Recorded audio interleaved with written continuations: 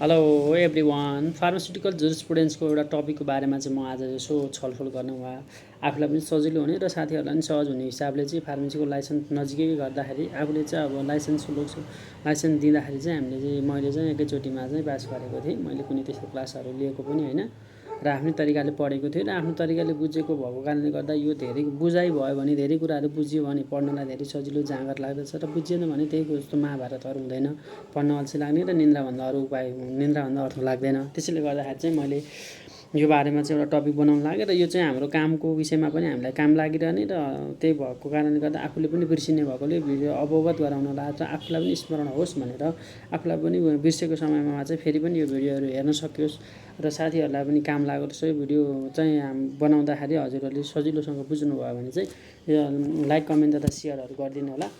र त्यसमा चाहिँ अब भिडियोमा चाहिँ यो ड्रग रजिस्ट्रेसन रेगुलेसनको बारेमा चाहिँ छ यो टपिक चाहिँ 2038मा चाहिँ यो धेरै लाइसेन्स तथा लोकसेवा विभिन्न यो इक्जामहरू हस्पिटल लिने इक्जामहरूमा पटक सोधिरहेको र धेरै विद्यार्थीहरूले चाहिँ बिगारिरहेको, धेरैले चाहिँ बिगारेको, स्टुडेन्टहरूले चाहिँ धेरै बिगारिरहेको यो र यो नबुझेर होला सायद।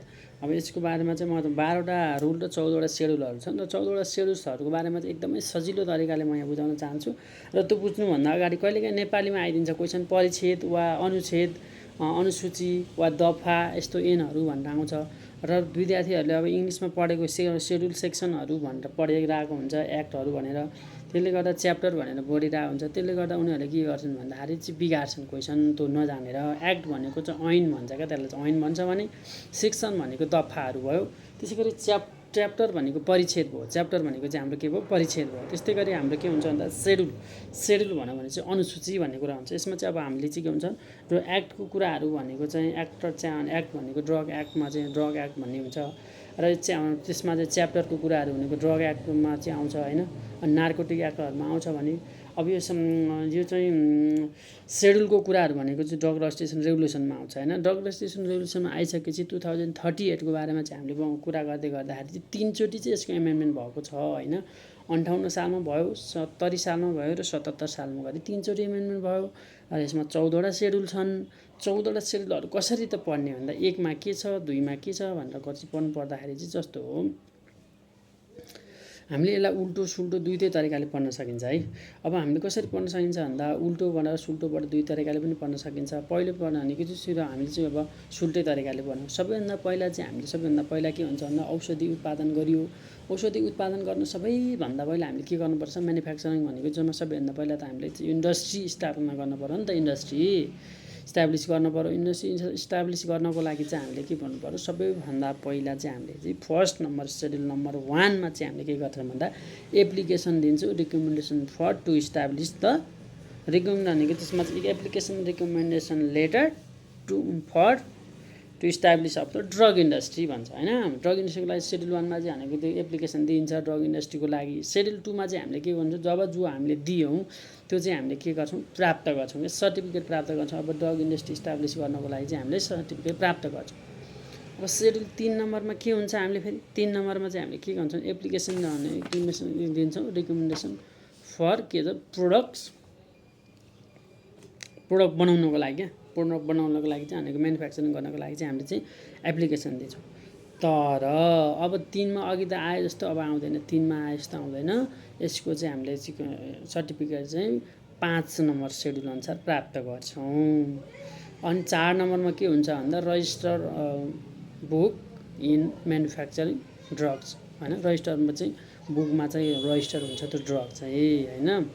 4को चाहिँ अब 3 भयो, 4मा चाहिँ हामीले त्यो हुन्छ होइन। हामीले 3 नम्बरमा सम्झित गयौँ application product licence to obtain the drug manufacturing भनेको चाहिँ त्यो चाहिँ हामीले प्राप्त गऱ्यौँ। त्यसै गरी अब हामीले 4 नम्बरमा चाहिँ त्यसरी अब रजिस्ट्रेसन अन बुक भइसक्यो, 4 नम्बर रजिस्टर अन बुक गरिसकेपछि अब 4को एदेखि हाम्रो कति जान्छ ईसम्म जान्छ। ईसम्म जाँदा 4को एमा चाहिँ हामीले के गर्छौँ भन्दाखेरि चाहिँ एप्लिकेसन दिन्छौँ हामीले के अरे सेल एन्ड डिस्ट्रिब्युसन। अब ड्रग त सेल एन्ड डिस्ट्रिब्युसन गर्नु पर्यो 4को एमा।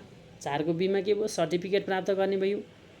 4को बीमा सर्टिफिकेट चाहिँ 4को सीमा के हुन्छ एप्लिकेसन दिन्छौँ इम्पोर्टको लागि। अब हामीले इम्पोर्टको सेल्सको कुरा गर्ने, इम्पोर्टको लागि एप्लिकेसन दिन्छौँ। इम्पोर्टको लागि एप्लिकेसन दिँदाखेरि के हुन्छ फेरि इम्पोर्टको लागि एप्लिकेसन दिने बित्तिकै हामीले के हुन्छ अब त्यस पछाडि फेरि प्राप्त हुँदैन यसमा सर्टिफिकेट। 4 को ईमा प्राप्त हुन्छ। तर 4 को डीमा के हुन्छ भन्दा रजिस्टर अन अ बुक भन्छ फर इम्पोर्टको लागि, त्यो फर इम्पोर्टको लागि भन्ने हुन्छ हैन। 5 नम्बरमा चाहिँ हामीले 3 नम्बरमा दिएको के हुन्थ्यो, प्रोडक्ट लाइसेन्सको लागि दिएको जुन सर्टिफिकेटको लागि दिएको एप्लिकेसन थियो, 5 नम्बर सर्टिफिकेट प्राप्त हुन्छ। 6 नम्बरमा चाहिँ एक्सपोर्टको लागि एप्लिकेसन दिन्छौँ, 7 मा हामीले त्यसको लागि सर्टिफिकेट प्राप्त गर्छौँ। त्यसै गरी 8 मा के हुन्छ, अब 8 मा चाहिँ हाम्रो के हुन्छ भन्दा सब एप्लिकेसन भनेको हाम्रो पसलहरू दर्ताहरू गर्नको लागि सब एप्लिकेसन दिन्छौँ। 9 अनुसार हाम्रो चाहिँ अनि सर्टिफिकेट प्राप्त हुन्छ।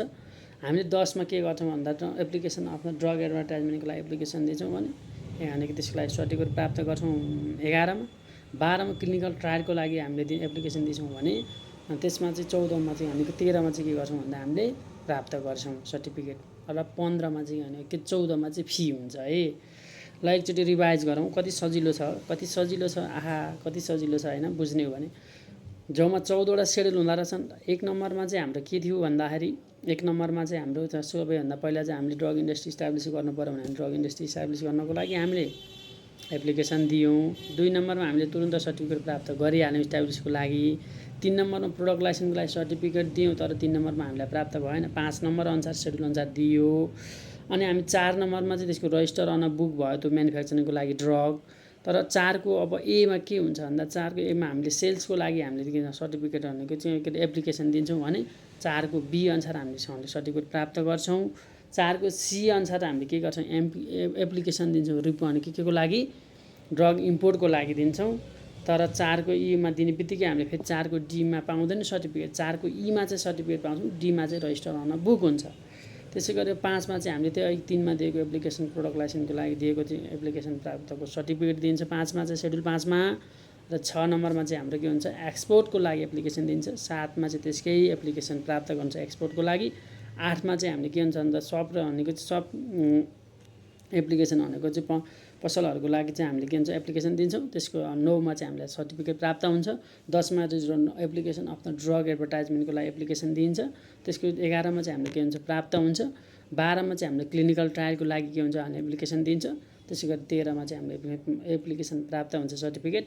एप्लिकेसनको त्यो दिइसकेपछि चाहिँ प्राप्त हुन्छ। 14 मा चाहिँ हाम्रो फी प्राप्त हुन्छ। अब उल्टोबाट भन्नु हो त, उल्टोबाट भन्दा एउटा 14 मा फी हो, 13 मा चाहिँ हामीले सर्टिफिकेट प्राप्त गर्छौँ कि एप्लिकेसन दिइसकेपछि क्लिनिकल ट्रायलको। अनि 12 मा चाहिँ एप्लिकेसन दिन्छौँ क्लिनिकल ट्रायलको लागि। 11 मा चाहिँ हामीले सर्टिफिकेट प्राप्त गर्छौँ एडभर्टाइजमेन्ट अफ ड्रगको लागि। 10 मा हामीले एप्लिकेसन दिन्छौँ।